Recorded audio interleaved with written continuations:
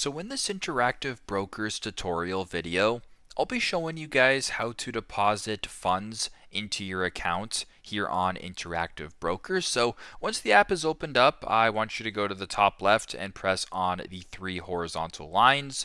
Once you're on this page right here, I want you to scroll down to where it says Transfers and press on that. Once you're on this page right here where it says Deposit Funds, I want you to go ahead and select that option. It'll then bring you to this screen right here, where once you guys are on this screen right here, you can view a bunch of different options that you can deposit funds into your accounts by doing. So the first one can be connect your bank via EFT. You can also scroll down to a bank wire right here. You can also scroll down to an online bill pay right here in regards to different options. So you can go ahead and select whatever option you're looking for by pressing on connect. You can also go to the top and select the currency that you want to add. So if you wanted to add Canadian dollars, you'd select that, US dollars, etc.